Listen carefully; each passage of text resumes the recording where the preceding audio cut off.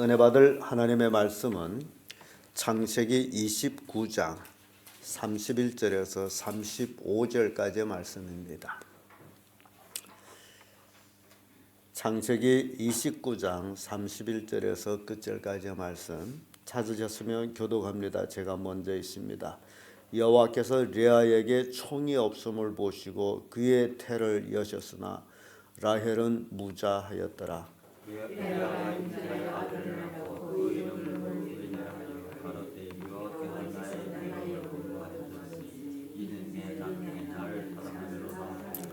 그가 다시 잉태하여 아들을 낳고 가르되 여호와께서 나의 총이 없음을 들으셨으므로 내게 이도 주셨다 하고 그 이름을 시므온이라 하였으며 그가 또 잉태하여 아들을 낳고 가로되 내가 그에게 새 아들을 낳았으니 내 남편이 지금부터 나와 연합하였다 하고 그 이름을 레위다 하였으며 그가 또 잉태하여 아들을 낳고 가로되 내가 이제는 여호와를 찬송하리로다 하고 이로 인하여 그가 그 이름을 유다라 하였고 그의 생산이 멈추었더라. 아멘. 네, 이 말씀으로 레아의 생산 이런 제목으로 말씀을 나누겠습니다. 본래는 아주 사이 좋은 자매들이 한 남편으로 인해 가지고 경쟁의 대상이 됐고 시기와 질투의 대상이 되어가는 모습을 봅니다. 아마 레아는 동생이 자기보다도 먼저 연애를 하는 모습 보면서 부러워했는지도 모릅니다. 그리고 어떻게 하면 그 남편을 빼앗을까 그런 생각을 했을는지도 모릅니다. 아무튼 그가 먼저 첫날 밤을 치른 데서부터 시작이 되는 그의 결혼 생활. 그런데 그가 남편을 속이고 첫날 밤을 라헬처럼 하고서 지냈던 그 레아는 늘 남편의 사랑을 받지를 못하는 모습 봅니다. 그걸 놓고 총이 없었다라고 성경은 표현하는데 그가 남편의 사랑을 받지 못하는 그것을 하나님은 긍휼히 여겨주셨습니다. 그래서 그의 태를 열어서 아이를 낳게 했는데 그는 그 아이를 낳는 것까지도 자기 동생과의 경쟁으로 생각하고 그것으로 인해서 남편을 뺏는다라고 생각하는 그 잘못된 생각들을 우리가 보게 됩니다. 그래서 그가 아이를 낳으면서 이름을 다는데 그 이름까지도 결국 경쟁으로 자기 동생 이기려고 했던 그런 목적이 있음을 봅니다. 레아가 하나님의 은총을 입어가지고 남편이 사랑을 받지 못했더니 하나님의 사랑을 받아서 이제 아이를 낳았는데 그 첫 아들을 낳습니다. 그래서 그 아들 이름을 루벤이라고 이름을 짓습니다. 그 루벤, 그가 왜 루벤이라 했느냐 하면 자기의 괴로움을 이 아들이 해결해 준다라고 생각합니다. 그래서 이 아들을 낳음으로 이제부터 내가 남편의 사랑을 뺏어올 것이다. 그래서 루벤이라고 이름을 짓죠. 32절에 보면 레아가 잉태하여 아들을 낳고 그 이름을 루벤이라 하여 가로되 여호와께서 나의 괴로움을 공고하셨으니 이제는 내 남편이 나를 사랑하리로다 하였더라. 지금까지 남편의 사랑을 받지를 못하고 있던 레아가 괴로웠습니다.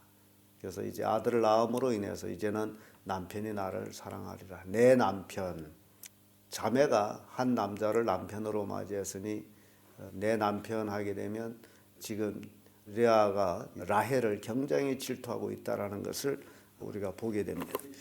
이제 루벤을 낳아가지고 아마 굉장히 금이야 오기야 하며 키웠는지는 모르겠습니다만은 야곱이 루벤에 대한 기대가 이제 엄청 컸던 것만은 사실입니다. 왜냐하면 장자였기 때문에. 야곱은 차자로 태어납니다. 그래서 쌍둥이지만은 동생으로 태어나가지고 늘 그 이제 장자가 되는 것이 야곱은 꿈이어서 팥죽을 써가지고 형의 장자의 직분도 사내는 그런 야곱입니다. 야곱이 젊었을 때는.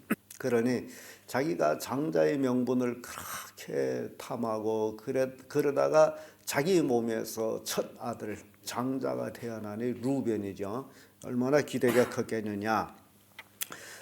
창세기 49장 3절 4절에 보면 루벤아 너는 내 장자요 나의 능력이요 나의 기력이 시작이라 위강이 초등하고 권능이 탁월하였다마는 이런 말씀이 나옵니다.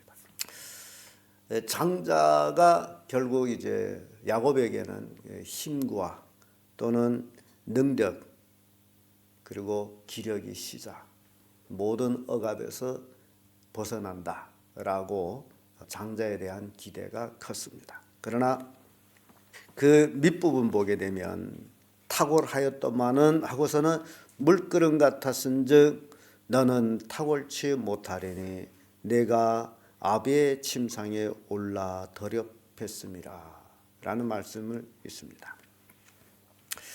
장자 루벤 야곱이 기대에 엄청 컸지만은 그가 아버지의 침상에 올라요. 그 아버지 첫 비라와 간통을 합니다. 그것이 들켜가지고 결국 탁월치 못하리라. 이 야곱에게 있어서는 그 장자 육신의 장자로 축복이 이어지는 것이 아니다라는 것을 야곱이한테는 철저하게 깨우쳐 주는 것입니다. 야곱은 장자의 명분으로 축복을 받는 줄 알고 형 에서의 그 장자의 명분을 팥죽 한 사발에 샀지만은 그것이 아니다라는 것은 장자의 명분으로 축복받는 것이 아니라 하나님의 선택으로 축복받는다라는 것을 야곱한테는 철저히 깨우쳐 주는 계기가 됩니다. 자기가 기대했던 장자는 결국 자기를 부끄럽게 하는 그런 아들이 됐기 때문입니다. 그래서 이 루벤을 통해 가지고 야곱한테는 굉장히 큰 교훈을 주게 됨을 봅니다. 두 번째 레아가 또 생산을 합니다. 그것이 시므온이고 세 번째는 레이를 낳습니다. 그래서 시므온 레이를 낳는데 33절에서 34절의 말씀 보면 33절에 그가 다시 잉태하여 아들을 낳고 가로되 여호와께서 나의 총이 없음을 들으셨으므로 내게 이도 주셨다 하고 그 이름을 시몬이라 했다. 지금까지 내가 남편의 사랑을 받지 못함으로 또 나에게 아들을 주셨다라는 얘기죠. 그래서 시몬이라고. 그럼 여기 레아의 모순된 모습 보죠. 처음에 루벤을 낳고서 이제는 내 남편이 나를 사랑하리로다 했는데 남편이 사랑을 못 받아요. 그래서 다시 아들을 낳고서 그가 하는 얘기가 여호와께서 나의 총이 없음을 들으셨으므로 내게 이도 주셨다 하고 그 이름을 시몬이라 하였으며, 그러니까 루벤을 낳고도 사랑을 못 받고 시몬을 낳고서 이제 하나님께서 내가 총이 없으므로 아들을 통해서 위로받게 하신다라는 그런 의미가 담겨져 있습니다. 그러면서 그가 또 아들을 낳습니다. 잉태의 아들을 낳고 가로되 내가 그에게 새 아들을 낳았으니 내 남편이 지금부터 나와 연합하리로다 하고 그 이름을 레이라는 이름에는 연합이죠. 시몬이라는 이름은 총이 없다. 그 연합, 지금 레아의 그 아들들의 이름을 짓는 모습 보면 계속해서 동생과의 시기 질투로 일어나는 이름을 짓는 모습을 봅니다. 그러니 실은 인간은 시기 질투할수록 시기 질투하는 사람만 비참해집니다. 근데 창세기 34장 25절에 보면 시몬과 레이가 각기 칼을 가지고 가서 부지중의 성을 엄습하여 그 모든 남자를 죽이고 라는 말씀이 있습니다. 나중에 이들에게 또 여동생이 있게 됩니다. 근데 그 여동생이 강간을 당해요. 그래서 오빠 시몬과 레이가 그 소식을 듣고 화가 나서 세겜 족속들한테 너희들이 우리 딸과 결혼하려면 할례를 받아야 된다. 그래서 그들이 할례를 받고 고통하는 그 시간에 칼을 가지고 둘이 가서 그 남자들을 다 죽입니다. 그런 내용들이 나중에 이제 나오는데, 그래서 시몬과 레이가 칼을 가지고 가서 사람을 죽입니다.